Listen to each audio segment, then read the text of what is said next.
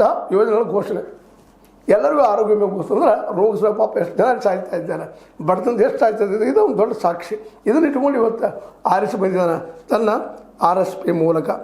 RSP ರಾಷ್ಟ್ರೀಯ ಸ್ವತಂತ್ರ party. ಇವತ್ತು ಅಲ್ಲಿ ಜನನು ಇದು ಫುಲ್ ಮೆಜಾರಿಟಿ ಕೊಟ್ಟಿದ್ದಾರೆ. ಮತ್ತು ಸಮ್ಮಿಶ್ರ ಸರ್ಕಾರ ಬೇಡಪ್ಪ, ಈ ಕಾರಣ ಹೇಳೋದು ಬೇಡ. ನಾಳೆ ಏನೋ ಉದ್ಯೋಗ ಕೊಡಲಿಲ್ಲ, ಇಲ್ಲಿ ಅವ್ರು ಮಾಡಿಕೊಡಲಿಲ್ಲ, ಇವ್ರು ಮಾಡಿಕೊಡಲಿಲ್ಲ, ಮತ್ತವ್ರು ಮಾಡಿಕೊಡಲಿಲ್ಲ. ನಮ್ಮಲ್ಲಿ ಕರ್ನಾಟಕದವ್ರು ಉಳಿದಿಲ್ಲ.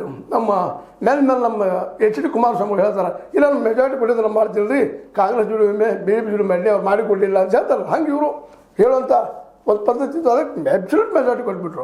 ಅದೇ ಕಾಲಕ್ಕೆ ನಮ್ಮ BJP ಸೆಂಟ್ರಲ್ ಅಂತ ಹೇಳ್ತಾ ಇತ್ತು, ನಮ್ಮ ಮೆಜಾರಿಟಿ ಇದ್ರಲ್ಲಿ ಅದನ್ನು ಏನು ಮಾಡೋಕ್ಕಾಗಲಿಲ್ಲ, ನಾವು ಅದನ್ನು ಮಾಡ್ತಿದ್ವಿ ಇದನ್ನು ಮಾಡ್ತಿದ್ದೀನೋ ಘೋಷಣೆ ಮಾಡಿದರು.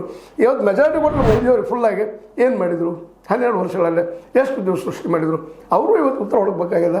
ನಮ್ಮ ಯುವಕರು ಇವತ್ತು ಕೇಳಬೇಕಾಗಿದೆ, ಯುವ ಪಡೆಯನ್ನು ಕೇಳಬೇಕಾಗಿದೆ, ಎಷ್ಟು ಉದ್ಯೋಗ ಸೃಷ್ಟಿ ಮಾಡಿದ್ರು ನೀವು ಅಂತೇಳಿ.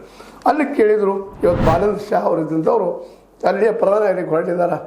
ಭಾಳ ಒಳ್ಳೆಯ ಕೆಲಸ. ಅದಕ್ಕೆ ಓಲೆ ಅವರು ಹಿಂದಿನ ನಮ್ಮ ಏನಪ್ಪ ಅಂದ್ರೆ ಅಲ್ಲಿಯ ಪ್ರಧಾನಿಯವರು ಇವರಿಗೆ ಇಲ್ಲಪ್ಪ ನೀವು ಯಶಸ್ವಿಯಾಗ್ರಿ, ನಿಮಗೆ ನಮ್ಮ ಪೂರ್ಣ ಪ್ರಮಾಣದ ಏನು ಸಹಕಾರದ ಅನ್ನುವಂಥ ಮಾತನ್ನು ಮಾತಾಡಿದ್ದಾರೆ. ಅದೇನೂ ಇರಲಿ. ಈಗ ನಮ್ಮ ಮುಂದೆ ಇರುತ್ತಿರುವಂಥದ್ದು ಏನಪ್ಪ ಅಂತಂದ್ರೆ ನೇಪಾಳದಲ್ಲಿ ಆದಂಥದ್ದು ನಮ್ಮಲ್ಲಿ ಆಯಿತಾ ಅನ್ನುವಂಥ ಒಂದು ಆತಂಕಿದ್ರು ಸಹ ಮೋದಿ ಅವರು ಈ ದಿಶೆಯಲ್ಲಿ ಇದನ್ನೆಲ್ಲ ನೋಡಿಕೊಂಡು ಅವರಾದರೂ ಎಲ್ಲರಿಗೂ ಉದ್ಯೋಗ ಸೃಷ್ಟಿ ಮಾಡುವಂಥ ಕ್ಷೇತ್ರ ಯಾವುದು ಅದನ್ನು ಹುಡುಕಿಸ್ಬೇಕಾಗಿದೆ, ತಜ್ಞರು ನೇಮಿಸಬೇಕಾಗಿದೆ. ಇನ್ನಾದರೂ ಎಚ್ಚೆತ್ತುಕೊಂಡು ಎಲ್ಲರಿಗೂ ಉದ್ಯೋಗ ಸೃಷ್ಟಿ, ಎಲ್ಲರಿಗೂ ಉದ್ಯೋಗ ಸಿಗುವಂಥದ್ದು ಮಾಡಿದರೆ ನಿಶ್ಚಿತವಾಗಿಯೂ ಇಂಥ ಜಂಟಿಗಳು ಬರಲಿಕ್ಕಿಲ್ಲ.